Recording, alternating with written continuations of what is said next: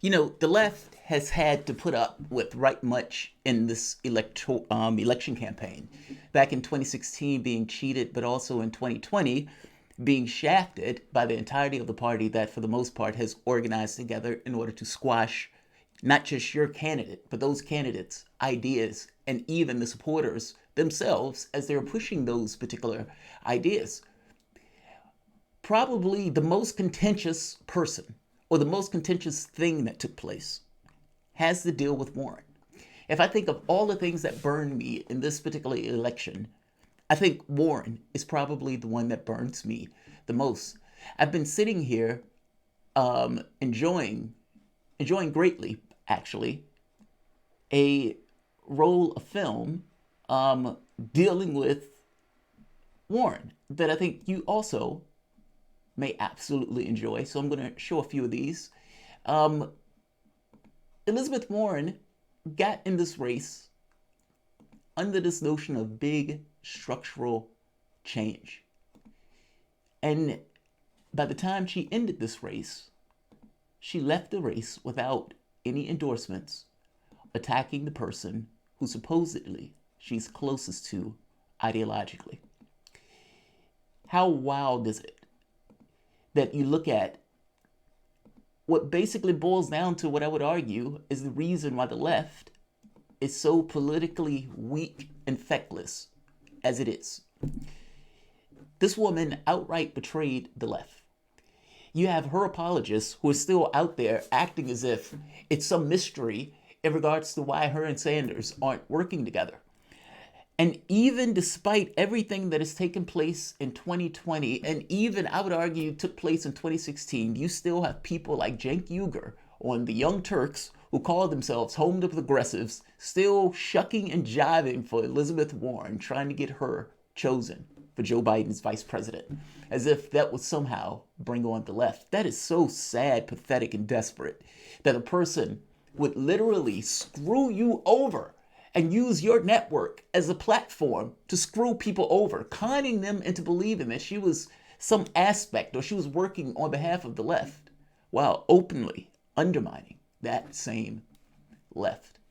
If you're going to turn around and try to reward somebody for that, then there is no such thing as political accountability, and you are incentivizing your own mistreatment.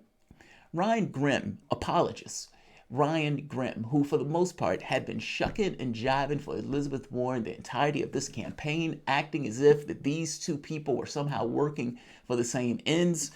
Grimm puts out a tweet that rubbed me the wrong way.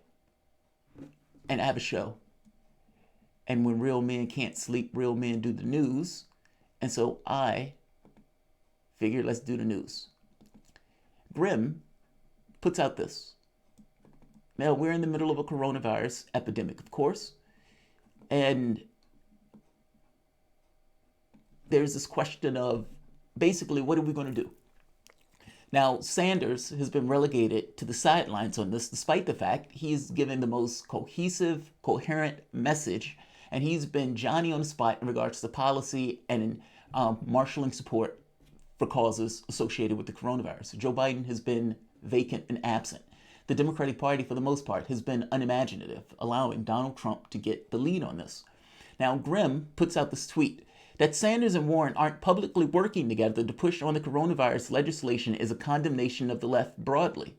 Put blame wherever you want, but the outcome is a loss for the American people and the world. It didn't have to go this way. No, it didn't have to go this way. But can you spare me this idea or this pretending that there were two sides to this? There weren't two sides to this. This is pretty clear. This is what I mean when I say apologist. Rational human being looks at the situation. It can come to an assessment that she did screw people over. It was a situation where she was grifting for votes and attention from a very specific part of the political spectrum. And then after everything was said and done, if Sanders and roles were reversed, he would have turned around and supported Warren regardless of what took place in the political campaign. Warren gets out the race and does not support the guy who was chosen by the left. The exact same political distribution that she was shucking and jiving, grifting for votes and grifting for cash. Yes, this is outright betrayal. Yes, the notion that Ryan Grimm doesn't understand that calls into question Ryan Grimm's ability to do this job. I want to talk about that because I want to drill that home. And I'm not going to keep this long. It is late, and there is one other story that I want to do before I turn in. But spare me this notion that this is two sides of an issue. There is one clear, definitive side that is just outright wrong, and wrong from the standpoint of betrayal. Meaning you can make a case that says Warren is a political actor. That's perfectly fair enough, but let's just be very clear that the notion that she's a political actor also means that ideologically she screwed over a large segment of the political spectrum. Welcome to Blurry-Eyed Soapbox.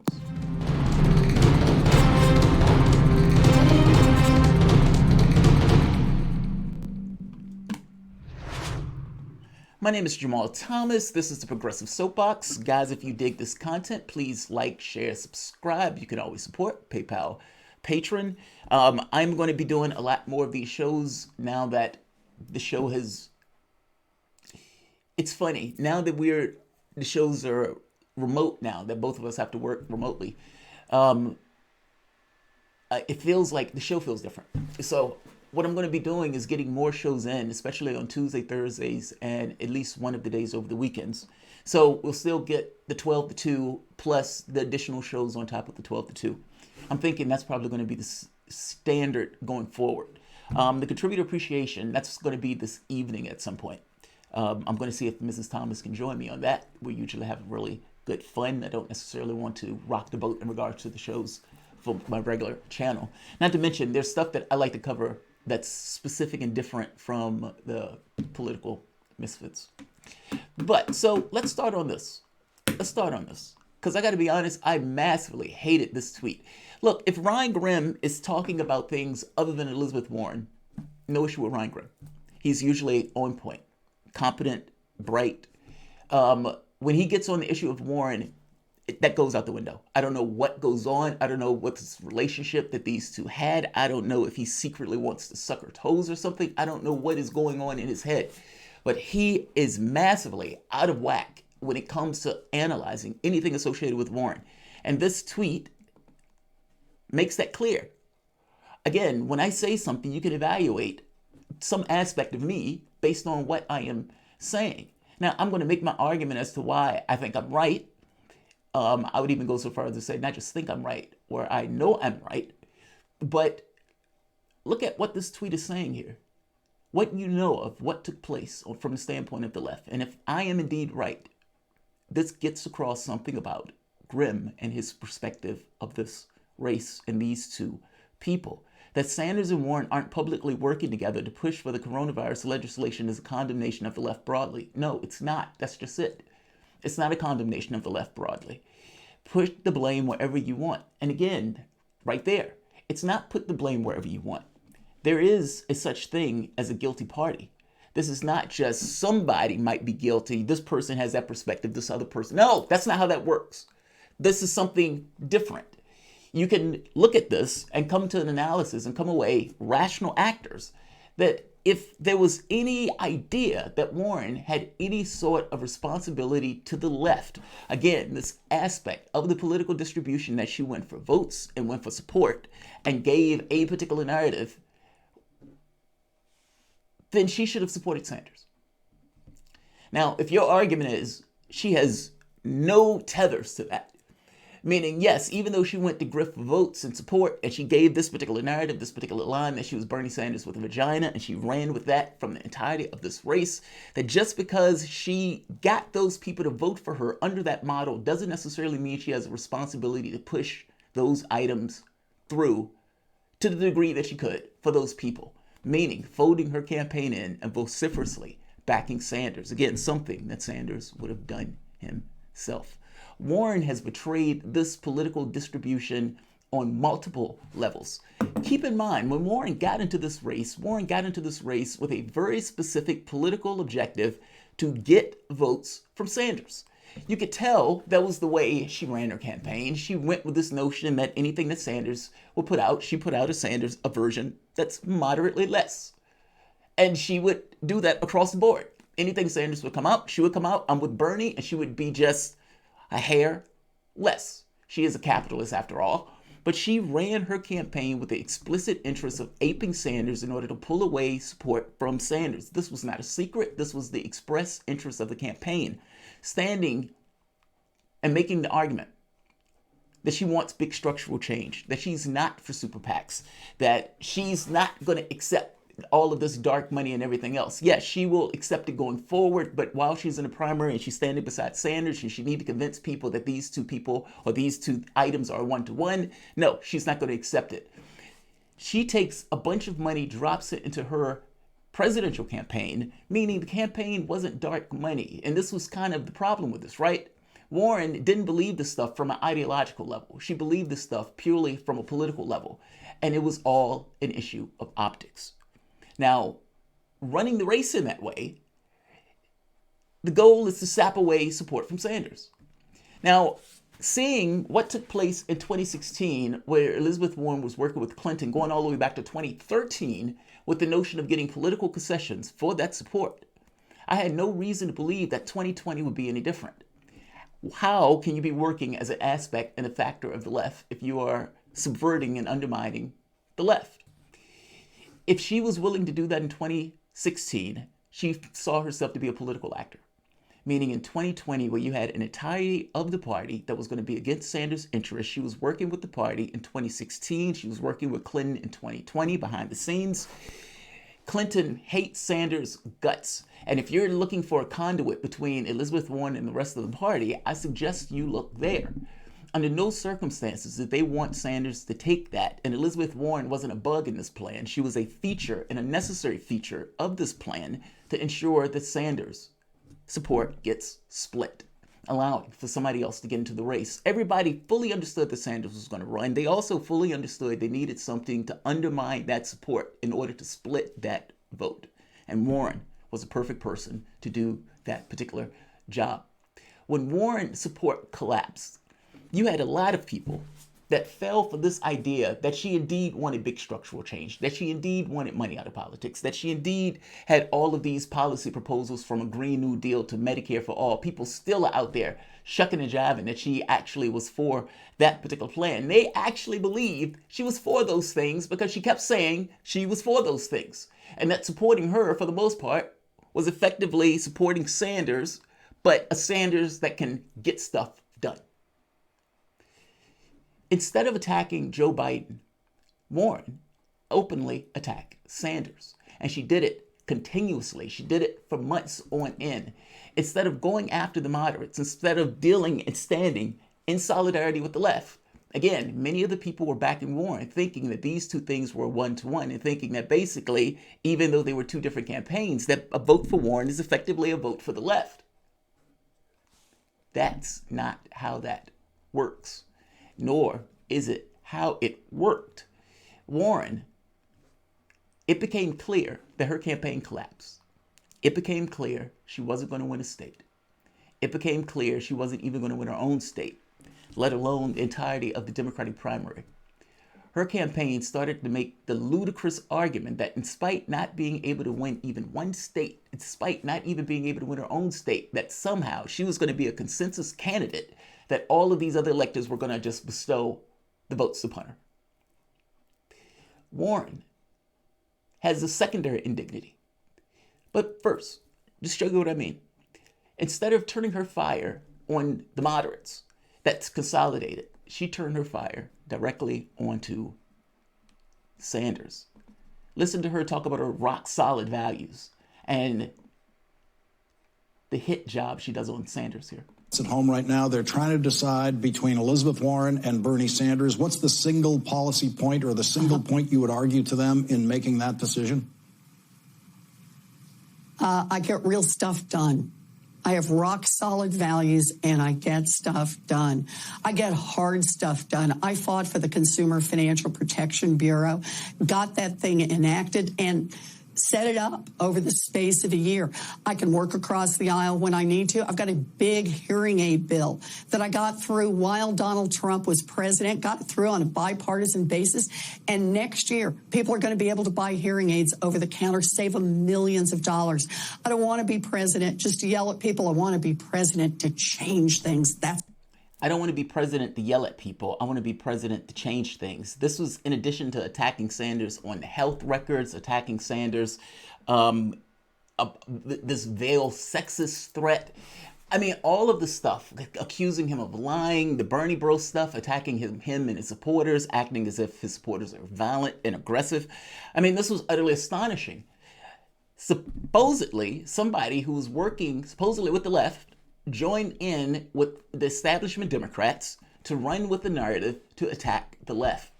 And indignity of indignities, the person who just sat here say, I have rock solid values, who literally stood on stage and accused Sanders of having a super PAC, something that he did not clarify, by the way, but accused him of having a super PAC, then turns around, broke, collapsing campaign, out of money, and accepts a super PAC herself and uses that super PAC. Now, again, she made an argument to all of these people that were supporting and backing Warren that she was not going to take all of this money from these oligarchs, that she wanted big structural change, especially on this notion of campaign finance.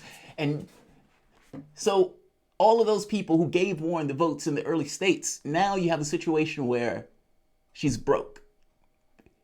And the person with rock solid values abandons those values when it's politically convenient and takes $14 million from various Super Tuesday states.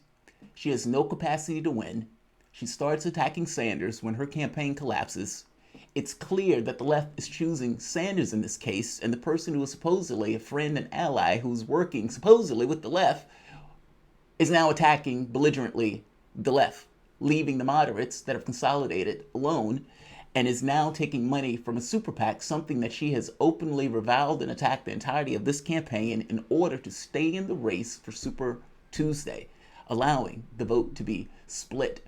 And I think you need to understand the severity of that, because that set the narrative going forward. That was the most important aspect of Warren's campaign, stay in that race in order to cut Sanders' steam for Super Tuesday.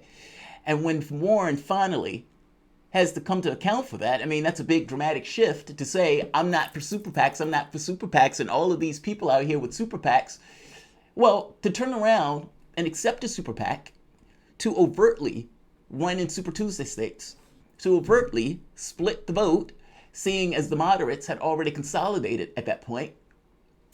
How can you be a friend and ally to the left if it seems that you're openly subverting and hurting the chances of the left? There was a chance in this race that Warren could have gotten out of this race and backed Sanders and actually gave a different narrative. But that's not what happened. Warren ended up with this disingenuous answer. Instead of just saying, look, I was broke, I didn't have any money. So yeah, I was doing what I had to do in order to keep my race going on. Nope, she didn't say that.